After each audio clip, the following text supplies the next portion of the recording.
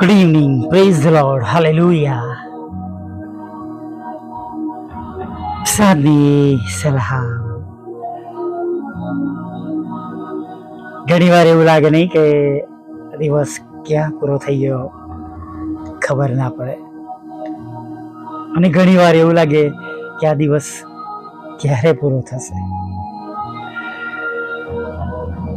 ઘણી વાર 1 કલાક ક્યાં જતો રહે એ ખબર ના પડે, અને ઘણી વાર 1 મિનિટ પણ કપાતા જાણે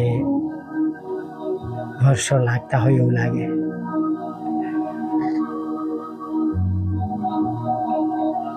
જુદી જુદી પરિસ્થિતિઓમાં આપણે માણસો તરીકે આપણે ચાલીએ છીએ, એવી પરિસ્થિતિઓમાંથી પસાર થઈએ છીએ. પણ વાલા મિત્રો, ખચીત યાદ રાખીએ, કદાચ આ માસમાં બીજી વાર આ વાત કહીશ કે તે હેરાન થયેલાની દાદ સાંભળે છે, તે ભૂખ્યાને અન્ન આપે છે, અને યહોવા કેદીઓને છોડાવે છે. Hallelujah, praise the lord. ઈશ્વરનો આત્મા સર્વત્ર છે, દરેક જગ્યા પર છે. અને જેમ દાઉદે કહ્યું એમ કે જો હું સેઉલમાં મારી પથારી નાખું તો ત્યાં પર તારો હાથ મને દોરશે, સંભાળશે. દાઉદ તો કે હું તારી દ્રષ્ટિમાંથી ક્યાં નાસી જાઉં,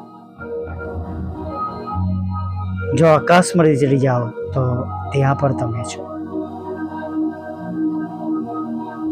અને માટે બીએ નહીં, ગભરાઈએ નહીં. એરિમિયામાં આપણે વાંચીએ છીએ કે તમે મને હાક મારશો ને તમે જઈને મારી પ્રાર્થના કરશો એટલે હું તમારું સાંભળીશ, મને અરજ કરશો. હાલેલુયા. અને એક બાબત હંમેશા યાદ રાખીએ, તેમનો આશીર્વાદ ધનવાન કરે છે, અને તેની સાથે કોઈ ખેદ મિશ્રિત નથી. હાલેલુયા. અને યુગની જેમ એ પણ યાદ રાખીએ કે હું જાણું છું કે મારો ઉદ્ધાર કરનાર જીવે છે, આખરે તે પૃથ્વી પર મારી સાથે ઉભો રહેશે. Praise the lord. પ્રભુએ સ્પષ્ટ કહ્યું છે, મારામાં તમને શાંતિ પ્રાપ્ત થાય. મારામાં એટલે ઈશ્વરમાં તમને શાંતિ પ્રાપ્ત થાય.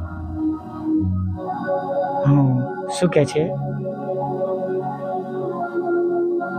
દુનિયામાં સંકટ છે નહીં, પણ પ્રભુ શું કે છે, હિંમત રાખો, મેં જગતને જીત્યું છે. હાલેલુયા. હું તમારી સાથે છું, પ્રભુ એવું પણ કહે છે, હું તમને મૂકી દઈશ ને છોડી દઈશ ને. ક્યારેક એવું થાય, ઘણી વાર હું એવા સમયે ઓડિયોઝ રેકોર્ડ કરતો હોઉં છું કે બહુ ભારે પ્રશ્નોમાંથી પસાર થતો હોઉં, આર્થિક રીતે પણ દબાયેલો હોઉં, કદાચ કંઈ પણ સારું દેખાતું ના હોય, અને કદાચ હજી વધારે પ્રભુમાં સમયની રાહ જોવાનો વખત હોય, જાણે એમ લાગતું હોય કે મને મારી પ્રાર્થનાનો જાણે ઉત્તર ના મળતા હોય, અથવા જાણે મારા બધા રસ્તાઓ બંધ થઈ ગયા છે નહીં. થોડા વર્ષો પહેલા એક વખત એવું બન્યું હતું, જ્યારે મેં શરૂઆતમાં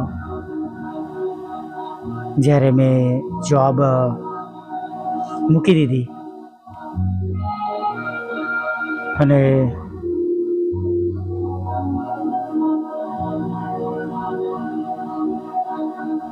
પ્રભુની પૂર્ણ સેવામાં જોડાયો. ઘણા બધા લોકો મૂર્ખ પણ કહેતા હતા, ઘણા બધા લોકો કે આ ડાપણ ભર્યું પગલું નથી. વ્યક્તિગત રીતે સેવા કરવી એ અઘરું છે. એક વ્યક્તિએ તો મને ત્યાં સુધી કહી દીધું હતું, એક સેવકનું નામ આપીને, કે એમના ઘરમાં તો એમના પત્નીની મોટી આવક છે એટલે એમનો કોઈ વાંધો નહીં આવે. તમારું શું થશે? ઘણીવાર જેમ શેતાન હવાને લલચાવે એમ મને પણ ઘણા બધા શરૂઆતમાં પ્રશ્નો આવ્યા.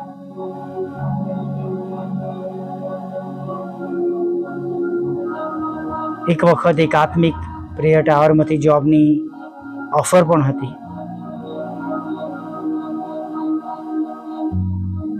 અને જોબ મળી જાય એવું પણ હતું, પણ પ્રભુએ કહ્યું કે જે લોકોને માટે તને ઊભો કર્યો છે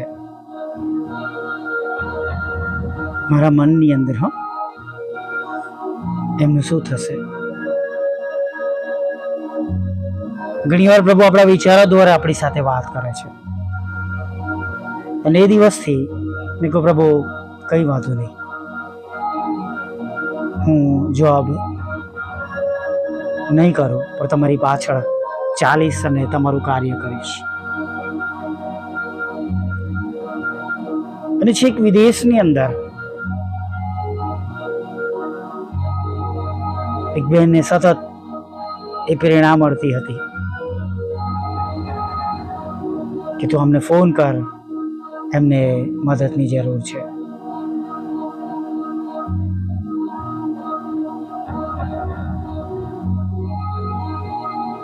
એટલે પ્રભુએ લગભગ 2 મહિના સુધી હિંમત આપે એવું મોટું કામ મારા જીવનમાં પ્રભુએ કર્યું. જ્યારે વિશ્વાસ રાખવો અઘરો હોય ત્યારે જ આપણે પ્રભુમાં વધારે સ્થિર રહેવાનું છે, ત્યારે વધારે જાગૃત રહેવાનું છે, ત્યારે વધારે સંભાળીને ચાલવાનું છે. હાલેલુયા. નબળા સમયમાં વધારે પ્રભુ પર મજબૂત બનીએ. ચોક્કસ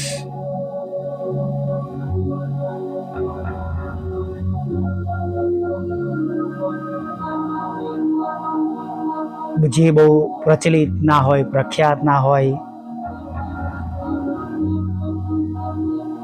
એવા લોકો, કદાચ અમે એવા મજૂરો કે કોઈ સંસ્થા સાથે જોડાયેલા નથી, એમના પર એવી ઘણી તકલીફો, મુશ્કેલી આવતી હોય છે. ના નથી કહેતો, પણ પ્રભુ પ્રત્યક્ષ હાજર હોય છે મદદને માટે, એ પણ હું તમને કહીશ. હાલેલુયા.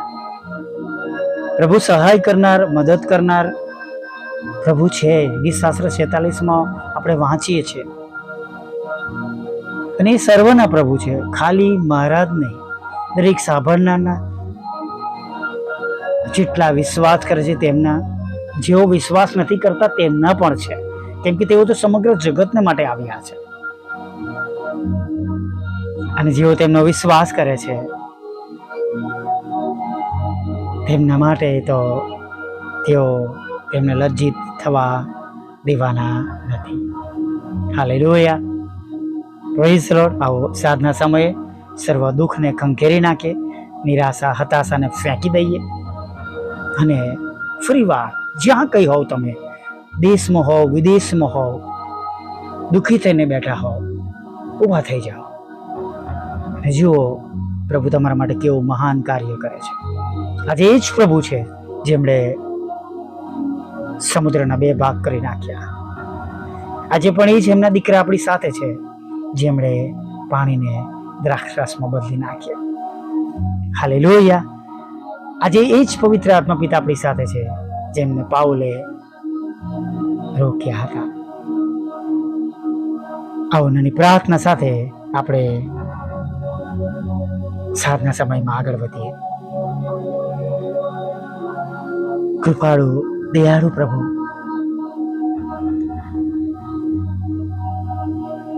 તમારી પુષ્કળ દયાના માટે અમે તમારી સ્તુતિ કરીએ છીએ. અમે તમારો પુષ્કળ આભાર માનીએ છીએ.